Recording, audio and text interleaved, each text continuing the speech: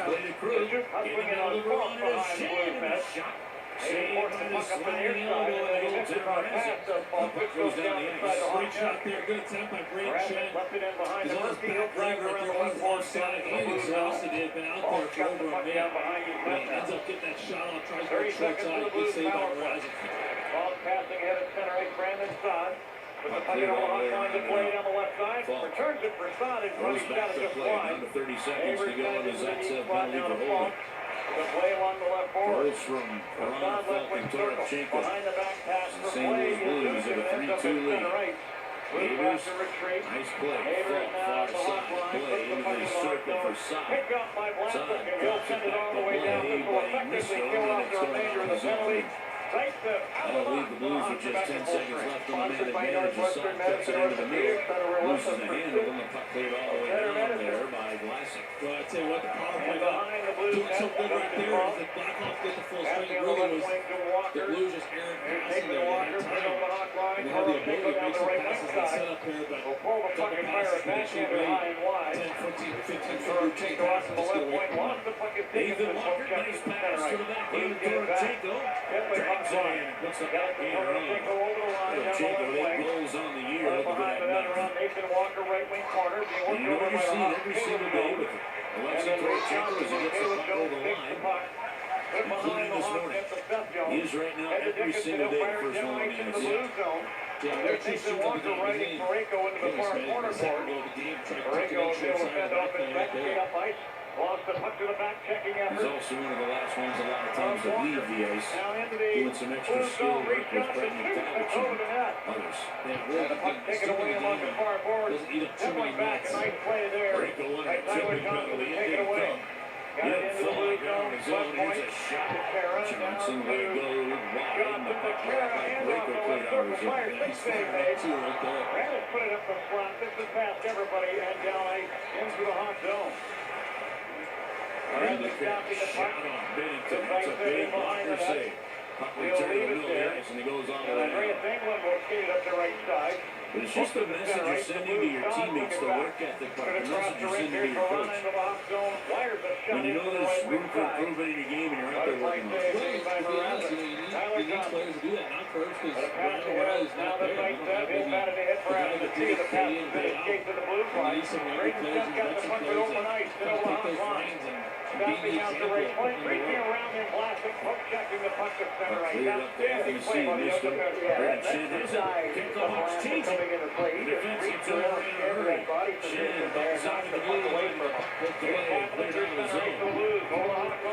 There's no way to have an optional skate. You almost never see Brandon Shen take an optional skate off. Jordan Cairo, the Blues leading scorer, has another Captain's one. going to bring it over the line. Play into the middle, left play. Number 34 on the season, this gives the Blues a 4-2 lead. He does an excellent job. This puck 35th for the year for Calgary. 10:35 to go, third period. Directions.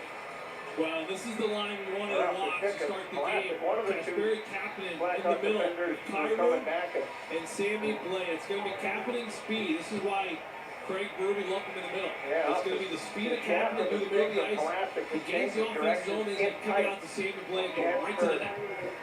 From there, Sammy Blais picks up his head, finds Cairo coming down that weak side, slides it over to him right inside the offensive blue line, and Cairo, a little dipsy noodle there. Nice little inside-outside move.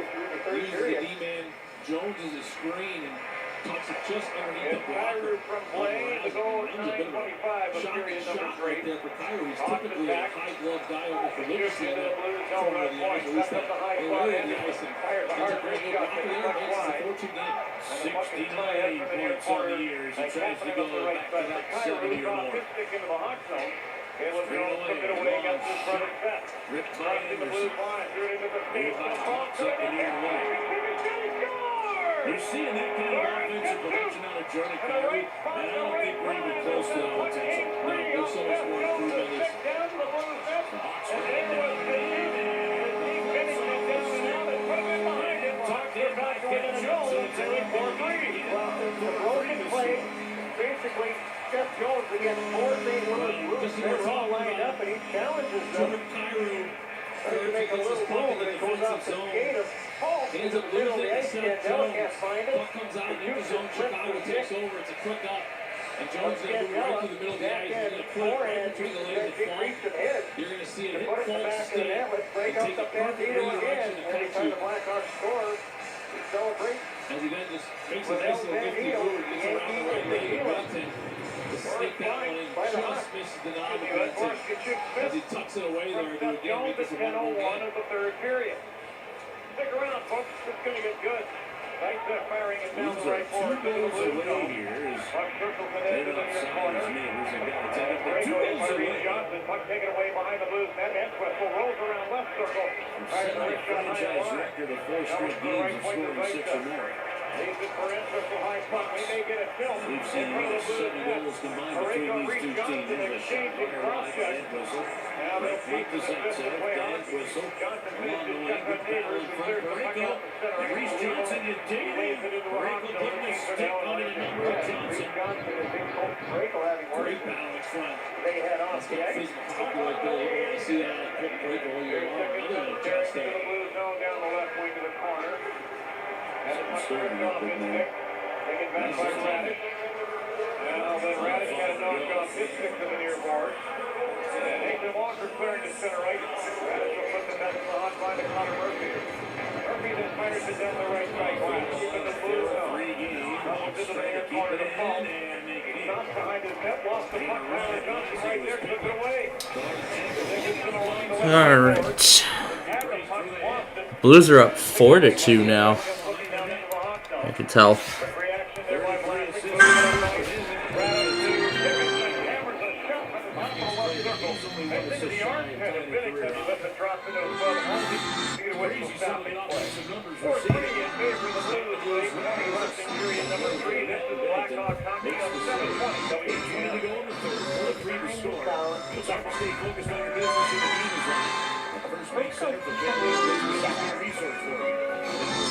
Let's go capture moments together. Let's go experience something unexpected together. Enjoy a zero run engine with Sicko's top-tier tri-clean gasoline. Sicko. Let's go together.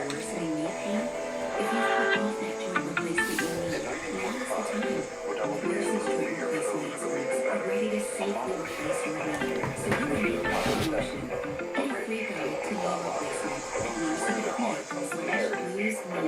Visit mercy.net/bluesme for your free guide. At Mercy, your life is our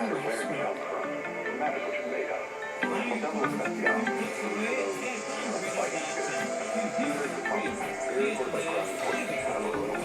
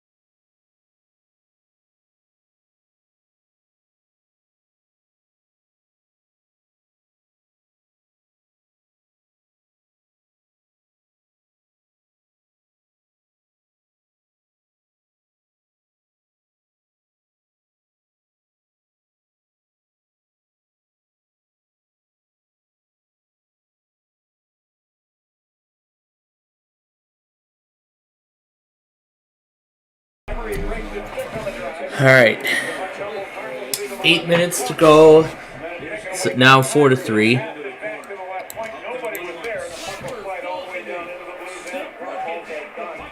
Let's go back to the feed.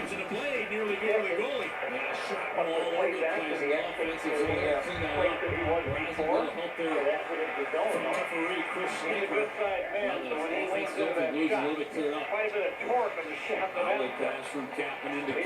Over to Falk, they'll dump it in. 4-3 to score. Kyrie's goal at 9:25. The go-ahead goal right now on the record. At the point, Leo got out high. Kept it in the zone, but now Carey's going to chip it over to the right side. Snapped by Murphy to the neutral zone. Down behind the net, back to Brown right corner. Pass coming to the near side. It's Neighbors sending it to Brown. Feeds it in over the line, goes on the base. Backhands it into the corner to Leo. Tried to send it to Neighbors, it deflects to Brown. Shields it up to the blue line, Borrego. Far side. In, towards the goal, hit off of the ski of blocks of the Neighbors zone. Cleared out by Chicago. No icing. These guys do have good organizations, so they do. Like it too. Okay with it. On the same page. I actually wouldn't mind seeing more ices get ripped off. 6 minutes to go, we're in the third. 4-3 to score. Fox tried to center it, Davis Commander went all the way down. On a pass across the rink, it goes all the way down, and icing called against St. Louis. 5:42 left in the third, 4-3 in favor of the Blues. And sent by Krug, he ends up icing it. Who's cold? Sponsored by Plumbers 911. Blues fans in on the run every game. Just about your score, St. Louis on the run.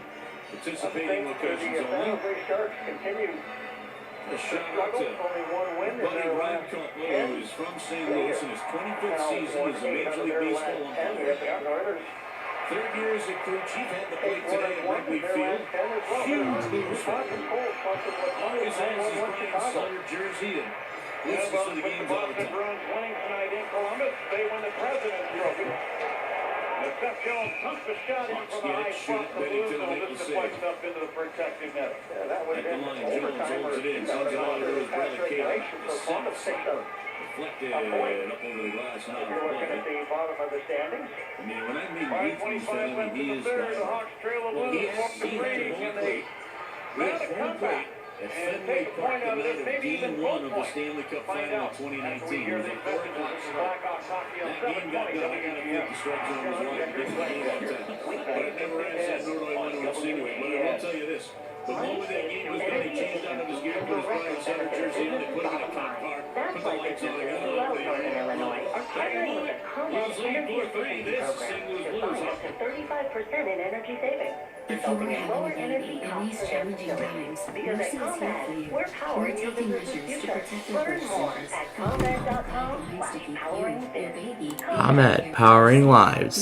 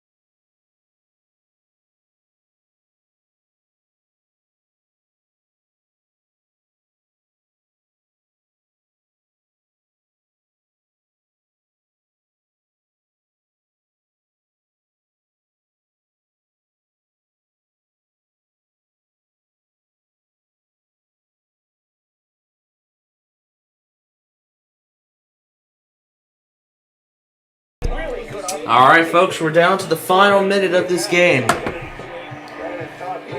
And it looks like the Blues will be going for the win here unless the Blackhawks tie it and force it overtime at this last minute.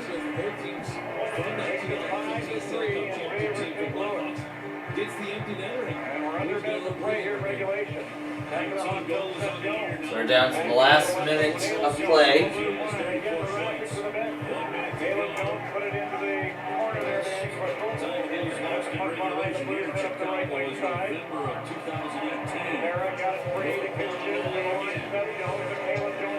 Now let me be honest here. I was so right about how great the Blues were doing this season compared to our team.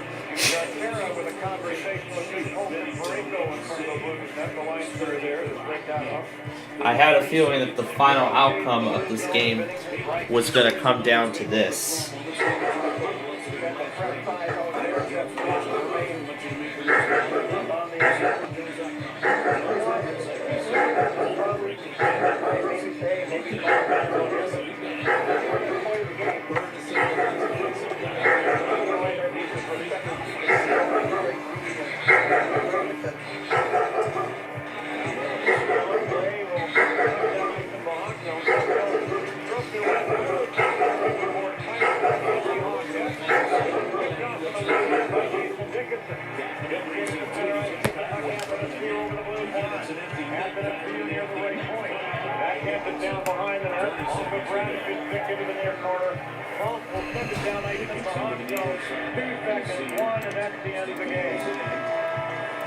The Blackhawks have been beaten by St. Louis this evening. Final score, Blues 4, Blues 5, Blackhawks 3. Blues beat the Hawks, and the St. Louis Blues are now 6-1-1 in their last 8 games. 5-3 the final here in Chicago tonight. Let's get the post-game show started. Alex Ferrario standing by. All right. We're going to watch the end of Family Feud, and then we'll do some final commentary, and that will be it.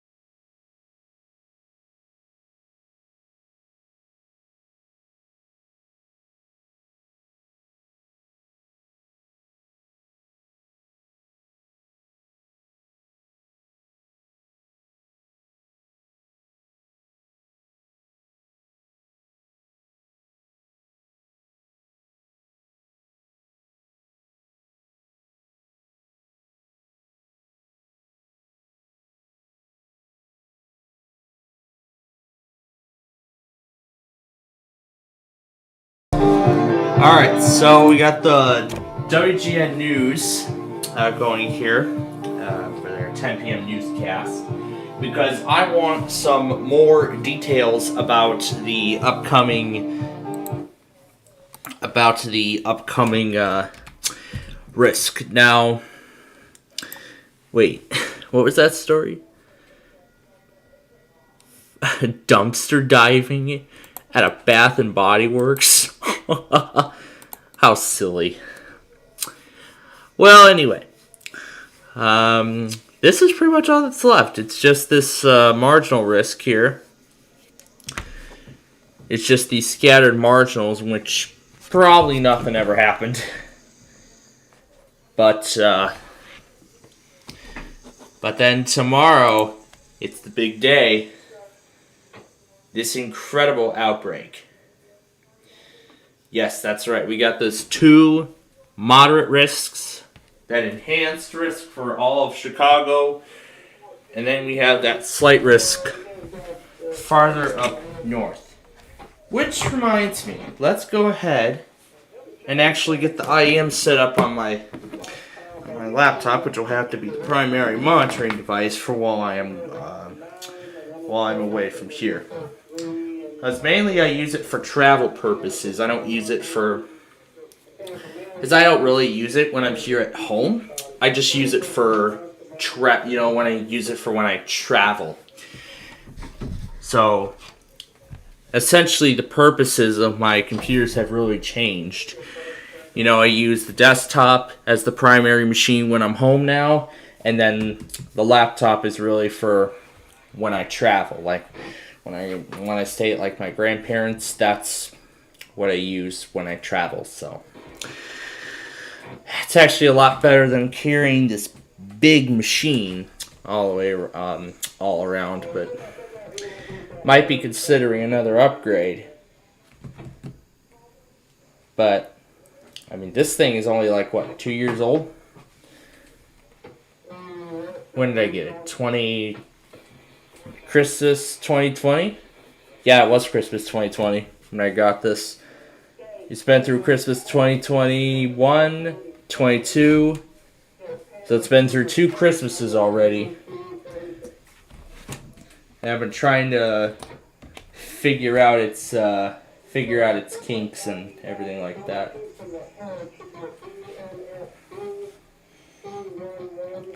And a lot of people are talking about the upcoming severe weather potential. So we got Northern Indiana in the enhanced, Lincoln's in the moderate, Chicago's actually in the moderate too. Mainly the Rockford area, they're in the moderate risk. So I'm gonna go ahead and take this time and actually prepare beforehand, so I can see like what other offices I may need to add. So like for instance, Paducah, Memphis, Jackson, Little Rock. This is going to be insane. St. Louis, Des Moines, Kansas City, no. I want to go from slight risk to moderate. That's what I want to go from highest risk to lowest risk. So Indianapolis, then Louisville, then Nashville, Huntsville, and Huntsville. Okay. Kansas City should be in the enhanced. They are. Topeka is nowhere near. Tulsa. I believe Fort Worth's in this too. Shreveport. I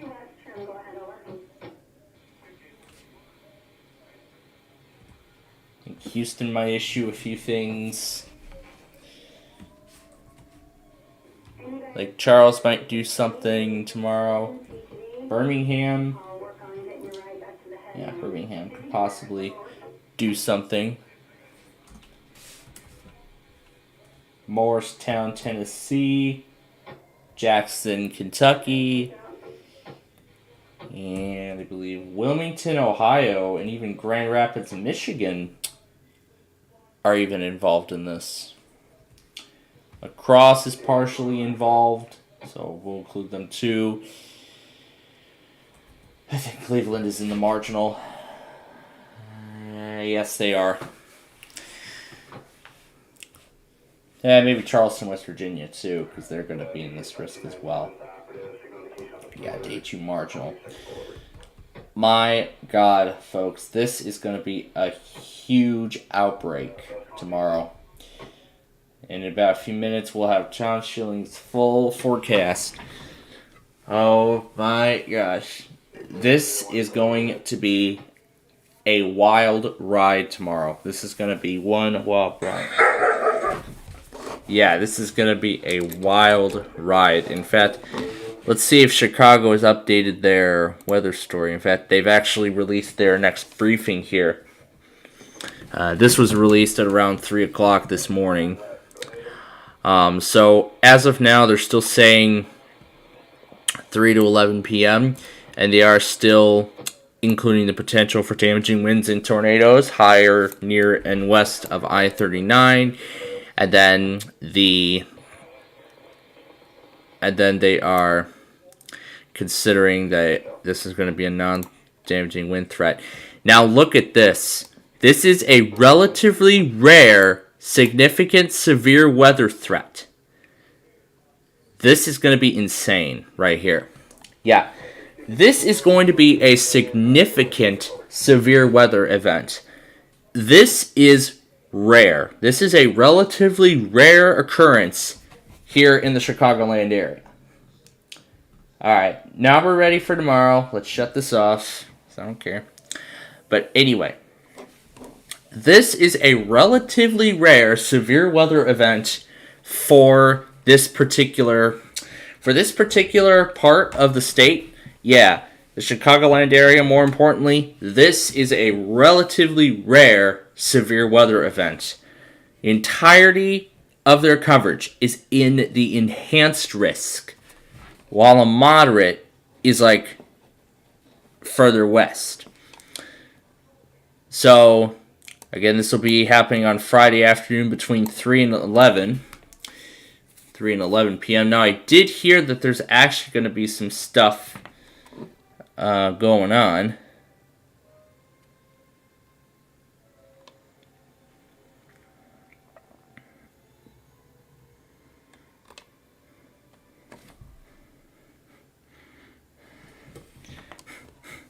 So, of course, this will be the entire area. And they're saying that this cell could bring damaging winds of 75 miles per hour or greater. You all should understand how rare this is for the Chicagoland area. I have a feeling we are going to have some very similar devastation to the August 10th, 2020 derecho event that came through the Chicagoland area. You know, remember, I think it was the entire coverage area that was placed in a moderate risk, and there was even some tornadoes as well. Yeah, of course, this is the beginning of severe weather season, so yeah, tornadoes are indeed possible. And this is if anybody goes to bed at like 11 o'clock, so yeah. This, of course, is my message. Have multiple ways of receiving watches and warnings. This is exactly the thing. If you have a NOAA weather radio, which is probably what every household should have.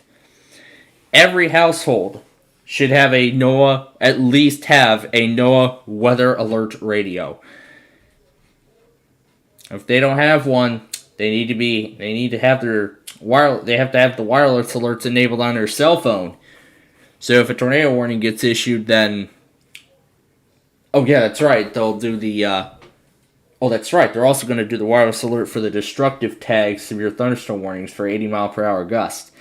So, yeah, if a destructive severe thunderstorm or tornado warning is issued, then, yeah, that's when wireless alert will be sent out to the phone, to the cell phones. But, yeah, so we're going to be keeping an eye on this, and this is going to be occurring during Wheel of Fortune. Now, this depends on whether the storm gets severe enough. If it does get severe enough, then we could potentially end up not being able to see the Wheel of Fortune Friday finale of the WWE Superstar Tournament. And not even a recording of it will save us either. I don't even know if we can watch that thing on demand and we can see what we missed. That is unfortunate, but that is unfortunately the way things are going. Now here's a look at the timing here. So between 2 and 6 p.m. here, this is like the beginning. So this is going to be the first round right here. These are just general, thunderstorms and everything. But here is where we're going to be most concerned, because this here, between 6 and 9 p.m., this is the greatest potential. This is the greatest potential for severe weather. This is where we will have the greatest potential. And then by 9 o'clock to midnight, by the time we get to the Saturday tests, this is where we will be at. We'll be at a much lower risk again. So again, between 6 and 9 p.m., that's our primary concern, as this is where the severe threat will be the greatest. And here's a look again. So they're again talking about a tornado threat. Here's their timeline. And again, this is their forecast. So this is going to be a pretty active day of weather tomorrow. We'll see how Tom Schilling breaks everything down.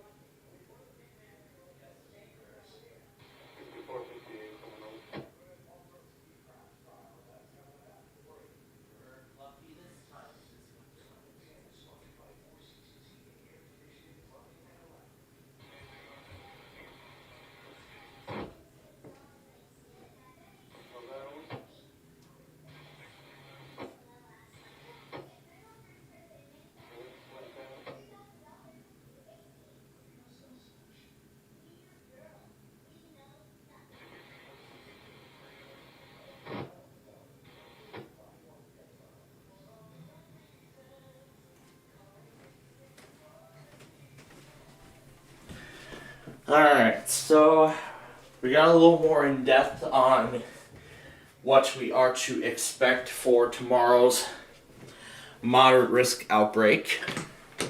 And the original models that we saw on ABC in between Inside Edition and Jeopardy, at the end of Jeopardy, and in between the commercial break and the prize puzzle of Wheel of Fortune, all of these models appear to be as accurate according to Tom Schilling's forecast. So, as of right now, we are calling for,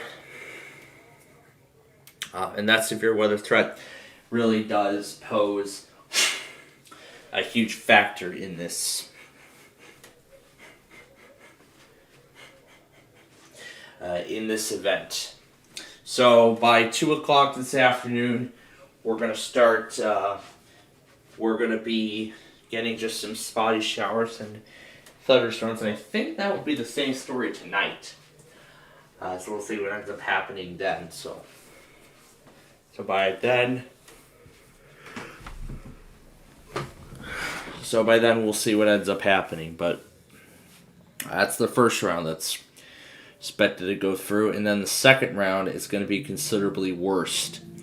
It's going to be the worst one, because this is where we're going to have the greater potential for severe weather across the region, because then this is where they're predicting all modes of severe weather: large hail, destructive winds, tornadoes, all of which are possible. Now, don't know exactly what the kind of timing and all this stuff is going to be, but as far as this goes, that's all we know.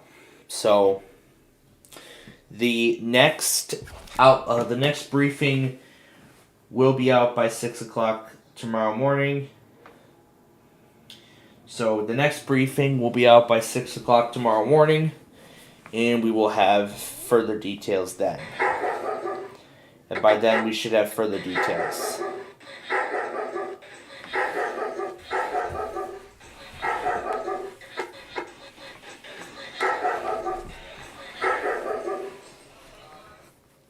For guys still had the dog. For guys still had the dog.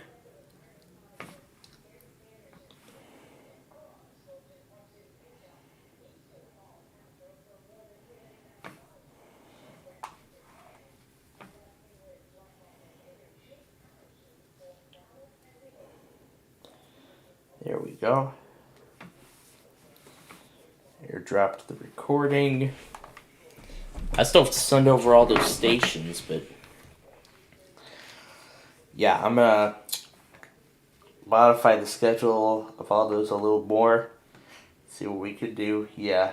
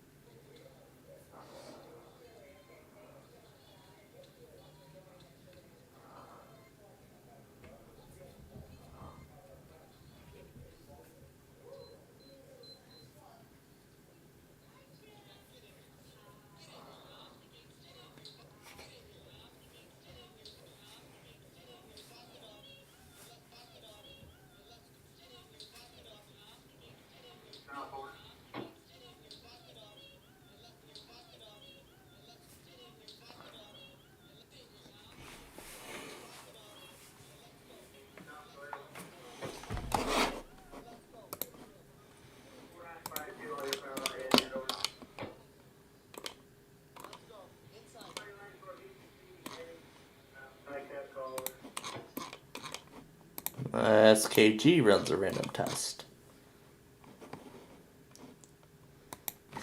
Get a monthly from them.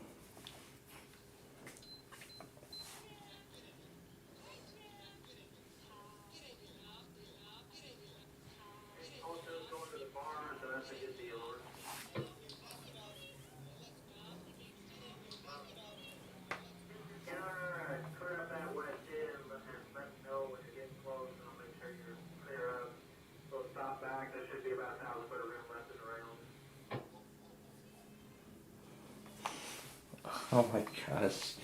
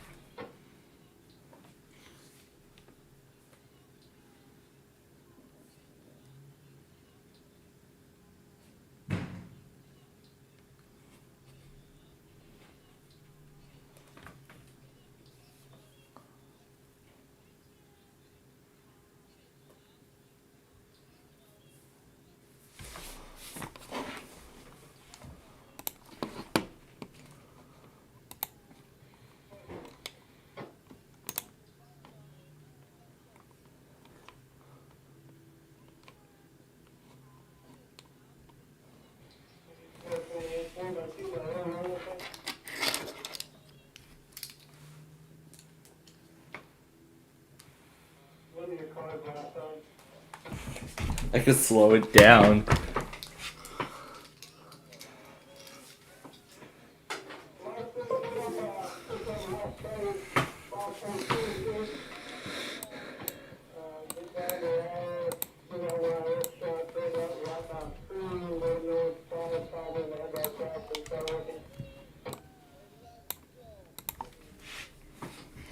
Oh my gosh.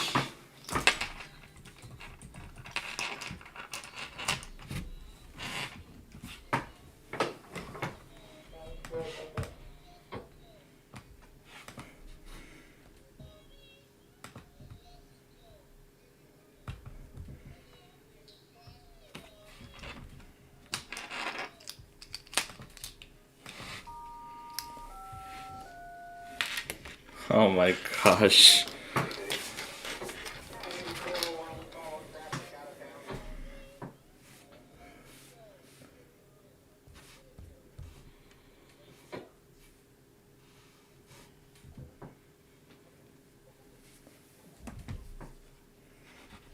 It's going so fast.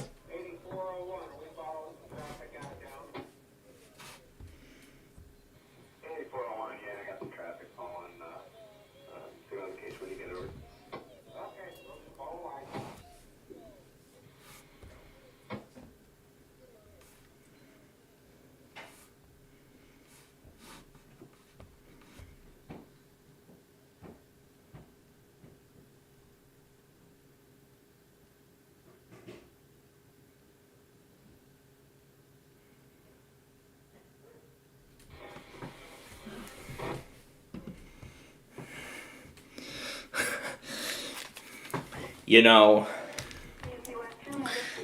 I don't know if I'm actually ready for a surprise appearance from.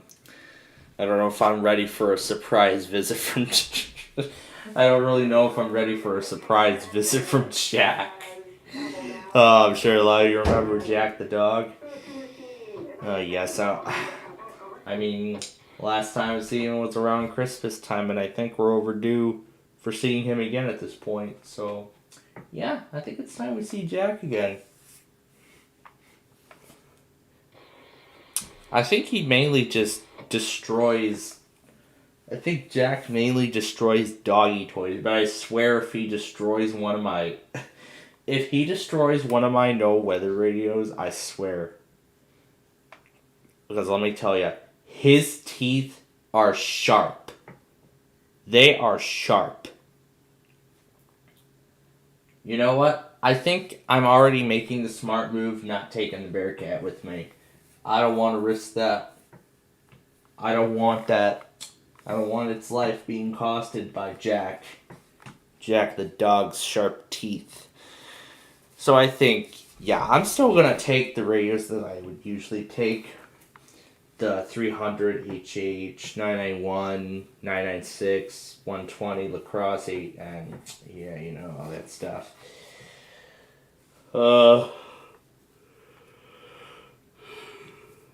It's going to be on a Friday this time, so at least it won't be during our Minecraft show. But you know what? In fact, we were going to postpone our Friday Fun Night show in the first place. Some light snow may be possible. Oh my goodness.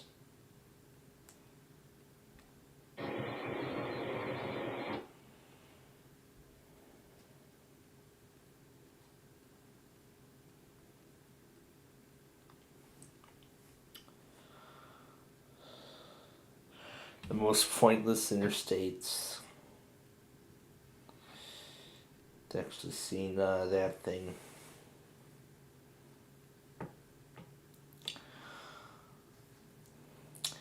So I'm sure a lot of you recall the June 13th outbreak. In fact, the June 13th, let me see if I can pull an archive up of that outbreak.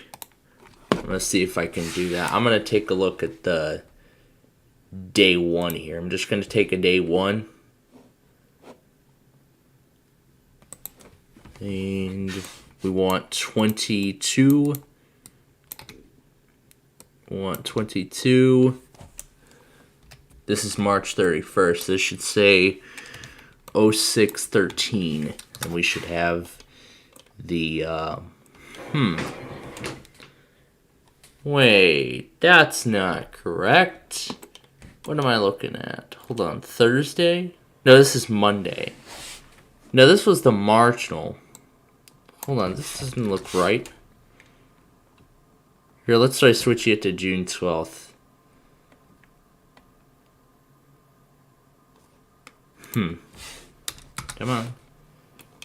Alright, well, we're getting there.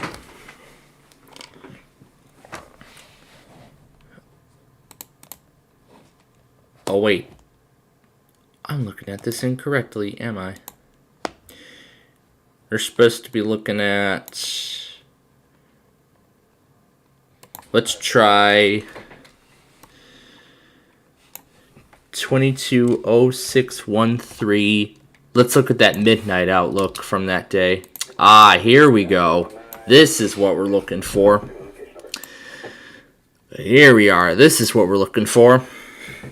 And see, we were in the slight risk that day. And I'll play a few highlights from that live stream.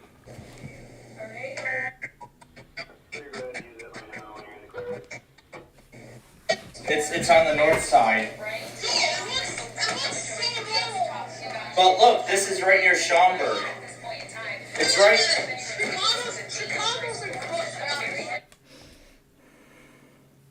Yeah, in fact, at the time, that's when Chicago began splitting counties up into two different sections. So there's a northern Cook and a southern Cook. So technically, I would be in the southern portion of Cook County. And then more like Schaumburg, that's on the northern section of the county. So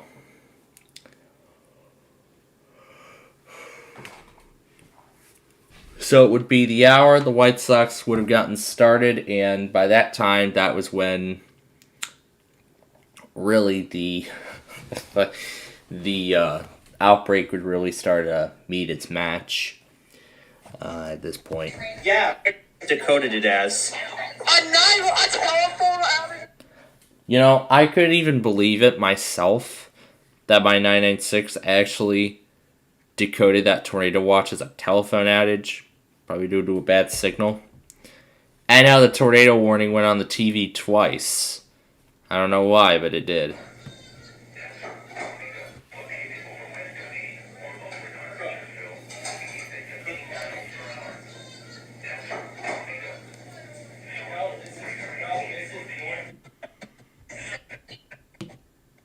That right near Elgin. There's the tornado watch. There's the tornado watch right there. And there's the SVA right next door. So, there's the tornado watch right there. And there's the SVA right next door. Yeah, I'm replaying the Minecraft live stream that we're going to run. Oh yeah, we're definitely going to run a severe weather live stream. And you know, because I think this is all going to come in at a pretty epic pace, I'm not doing screen recordings. I'm just going to do it right off the camera. Because, who knows? Chicago could issue something at any time. So, that is how incredible. Now, that was only on that day, June 13th. Here's the moderate. This is so different. Yeah, this is an exceptionally rare severe... This is going to be an exceptionally rare severe weather event for the Chicagoland area. I'll show you the outlook on... Oh, I must have gotten the year wrong. There we go. Am I looking at this right?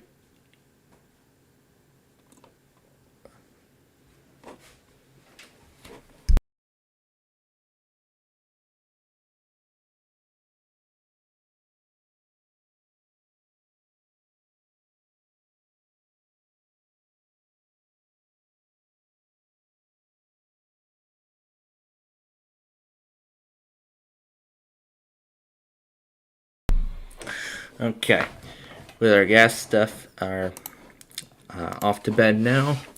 We are just about done for this evening. I don't know if I was looking at this correctly. Or was it 21? What was 21 like? Oh, this was 21. 21 was nearly identical. 22 was, well, no different. But, yeah. Yeah, I can recall August 10th, 2020, I believe that was the... I probably was looking at an incorrect area. We probably have to change it to 1300. And then we would see the risk. Look at the wrong year again. There we go. That's the enhanced 1630 is the following update. And there we go. That's when the moderate came out. 1124 is when the moderate came out. And I was in it. Now, as I have honestly said already, this is an exceptionally rare severe weather event for Northeast Illinois. Well, for this region in particular. This is going to be a relatively rare severe weather event for this particular part of the country. Well, this is the moderate risk from August 10th of 2020, and here is tomorrow's risk, because you can see the moderates are right now scattered around. We're going to see what ends up happening to those moderate risks as this gets ready to become the day one in a matter of hours. Now, I gotta say, my school actually made the right call in doing the statewide, doing their own tornado drill before all of this. Because, well, now I know there's this big risk coming, and I know that the school needs to do something to prepare their students, because we didn't have to do it when there was that brief tornado, but, well, now there is a possibility of something like this. So this is going to be a pretty significant weather event for portions of the Midwest. In fact, multiple states: Iowa, Illinois, Missouri, Wisconsin, Arkansas, Tennessee, Mississippi, Alabama, Kentucky, Indiana, all in the enhanced risk. However, that could all change as this goes to day one. Again, in just a matter of hours, this is going to be an incredible outbreak, and we're going to cover all of this. Now, I'm not sure if I should start a live... Oh, did I not listen to the end of the Air One Fund Drive? Well, let's just check in with Air One really quickly and see what...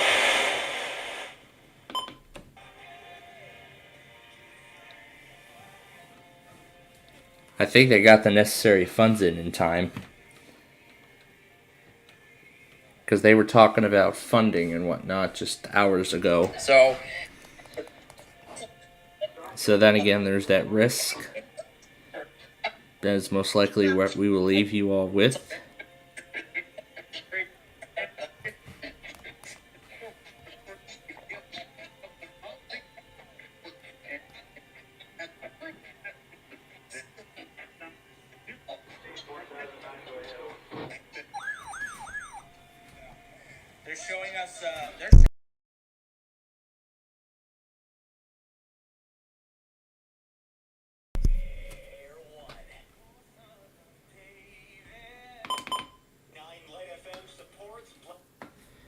Yep, that's their normal ID. So Air 1 did get funded in time. That is awesome. Although I didn't hear like the final minute of the drive, but I did actually get one of the IDs from that fund drive event. And I have it right in here. I got the K-Love ID as well. This was the Air 1 out of Cincinnati for those who missed my announcement about it last night. I'll play it again for those who missed it. Air 1, 90.1, 96.9, Cincinnati, WORI Harrison, WKFS HD3, Milford. There's just 23 hours left to fund your Air 1. Make your $30 a month gift now. Your Air 1. Make your $30 left to fund your Air 1. Make your Air 1. Left to fund your Air 1. Left to fund your Air 1. Your Air 1. 3 hours left. 23, 23, 20, 23, 23, 23, 23 hours left. 23. There's just 23. There's just 23 hours left. There's just 23 hours left to fund your Air 1. Make your $30 a month gift now. There's just 23 hours left to fund your Air 1. Make your $30 a month gift now at 88 gift now at month gift now. $30 a month gift now at $30 a month gift now at $30 a month gift now at 888-937-2471 37-247-937 now at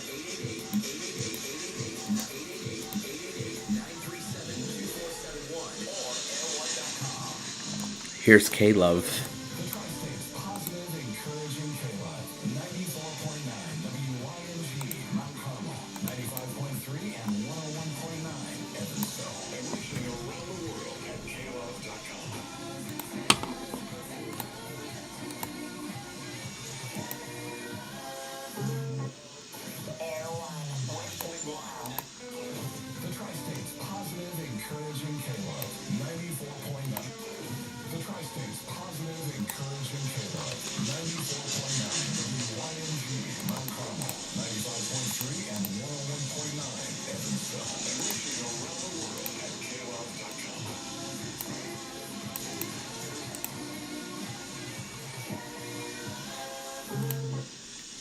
Oh my gosh, I like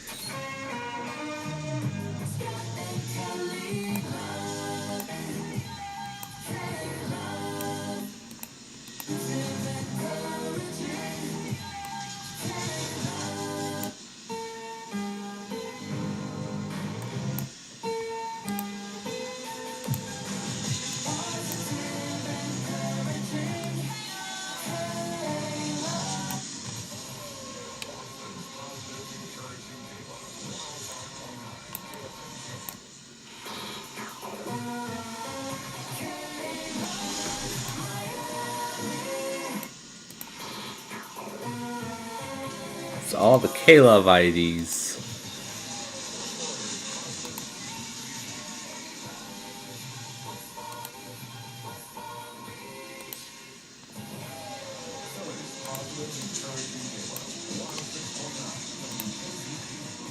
Philadelphia. This is wonderful.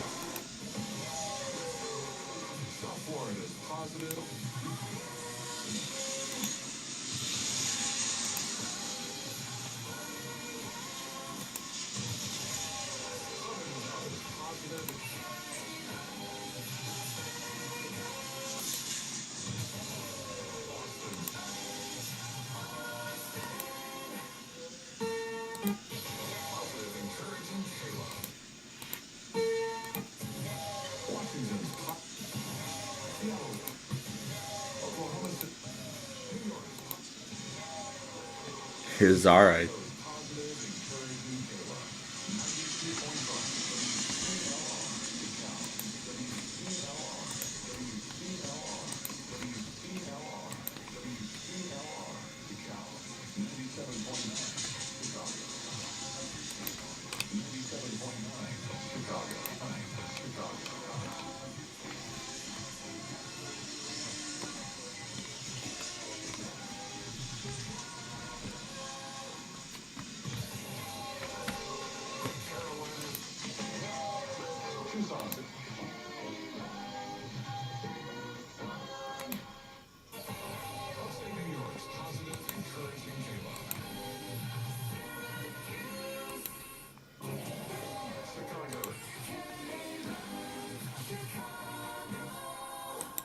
Yeah, that was great. I got Chicago's K-Love ID on their stream.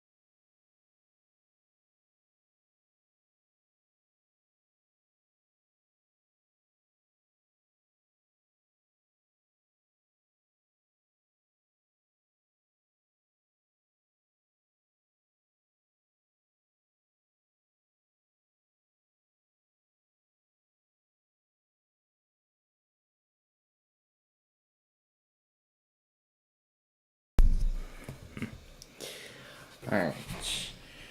I see an eastbound coming, and that will be the last train of them, and this will be the final train of the night that we see. And with that coming,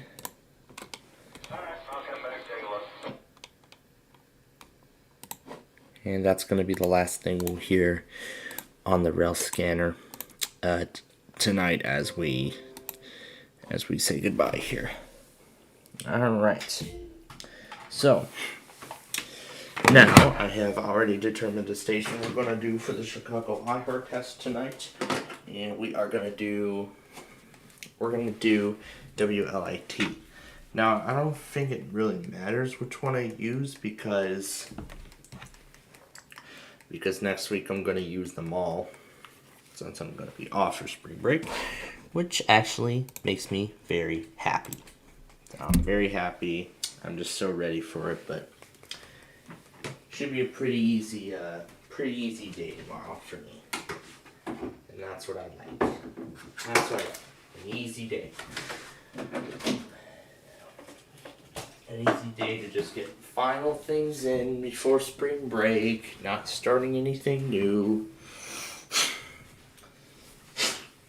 Although in my English class, I see the plan is that we're starting new material before break, even after a big test, which I don't think is a good sign.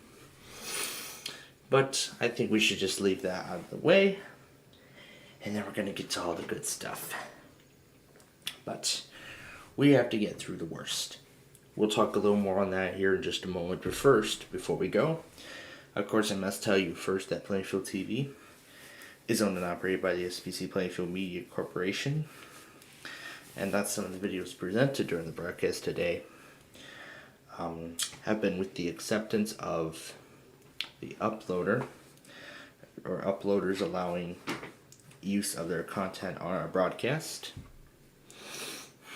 and any and all alerts heard during the broadcast today, including videos from the main channel, can be re-uploaded for archival purposes only and with permission from me.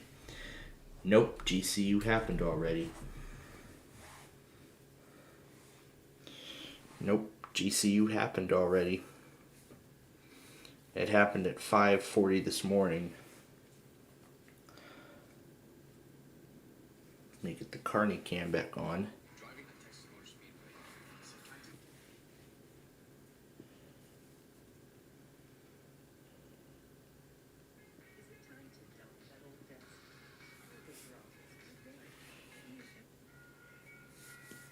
Yeah, it is, personally.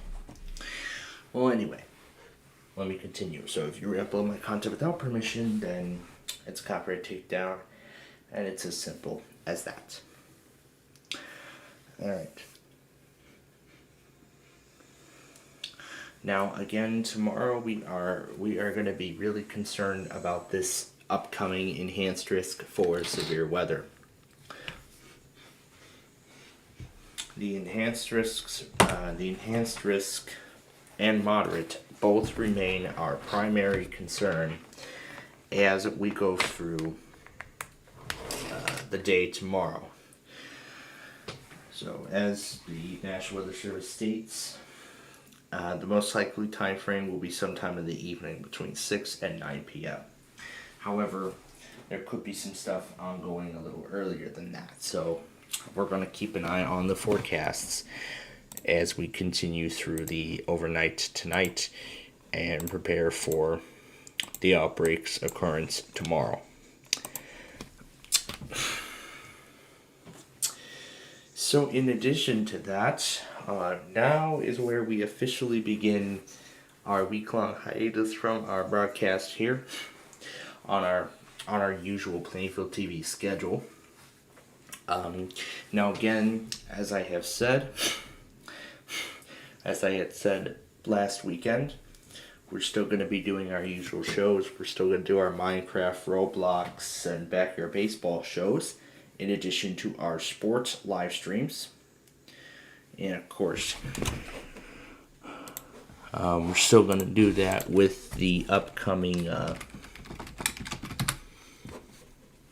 we're still going to do that with the Blackhawks game on Saturday night.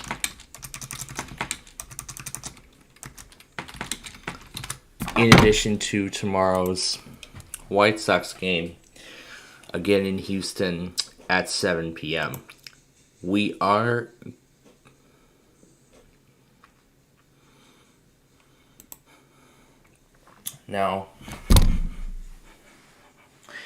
expected to run a severe weather live stream. We're going to be streaming the event in its entirety.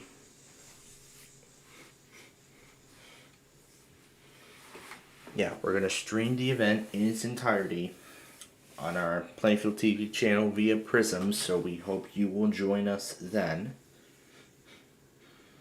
So we hope you'll join us as we cover what will be an exceptionally rare severe weather event for the Northeast Illinois area.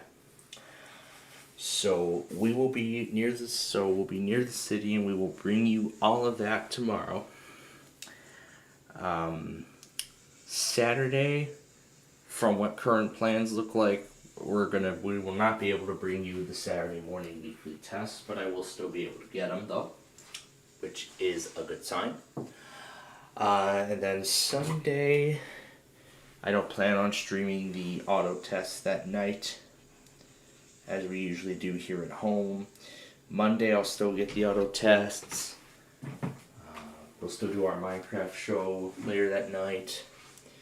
Yeah, of course, we're still going to do our Roblox show, but I might call it quits for Tuesday a little earlier because there's a huge gap in between Miami and that other thing. So, yeah, there's like a huge gap in between. So, I think waiting all that out, I don't think that's something I would be in the mood for.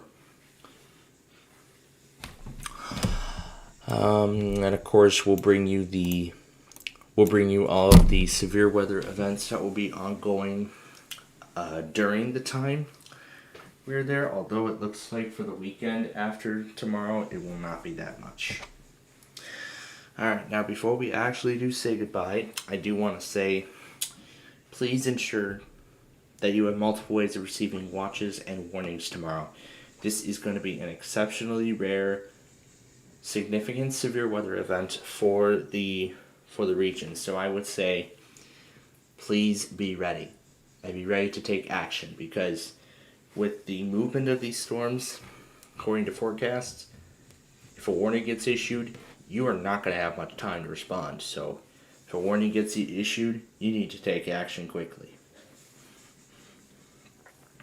because that's important. That's why we had that statewide tornado drill 2 weeks ago. So something like that gets issued, put your actions into place immediately. Yeah, put your plan into action immediately. Don't wait another second,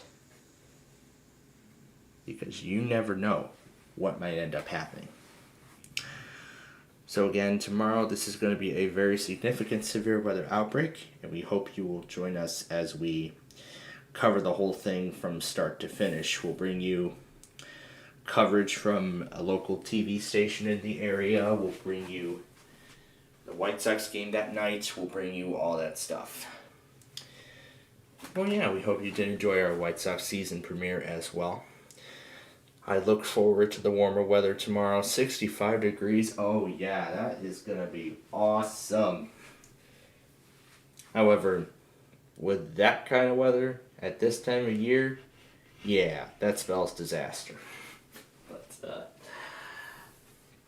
I mean, it's in the 50s, and it's like 11 o'clock at night. That's incredible. But, yeah, that's really a bad sign as to what's coming up. So, this is going to be quite a significant outbreak tomorrow. So, I would say, please be ready. That's really the only thing I can say. Alright, so, and now with that said, from all of us here at SPCPlainfield TV, we'd like to thank you very much for watching, and we hope you will join us again tomorrow as we bring you the severe weather outbreak as we bring you the moderate risk severe weather outbreak. And we will be back to our regular schedule the following Sunday. And then by the following Sunday, the 2nd, I don't know if we'll be able to get on the air for Ticket to Ride.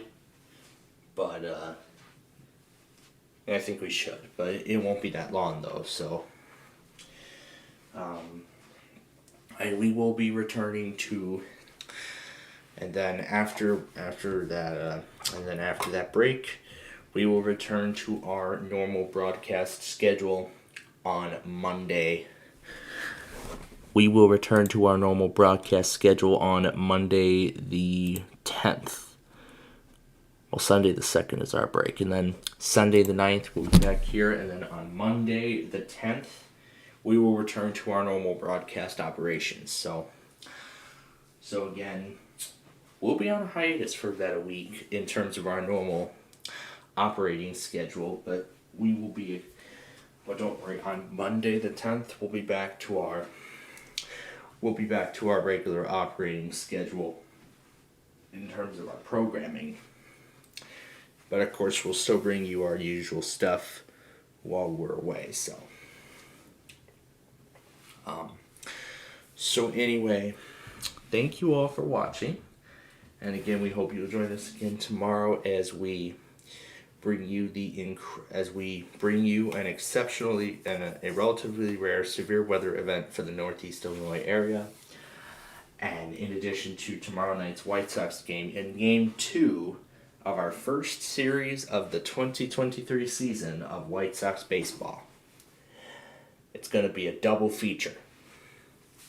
And I think this really does make sense, too, because we would have to cancel our Friday Fun Night show for a second week in a row. But, you know, it wouldn't have made a difference if we were here or not. So I actually feel kind of okay with that.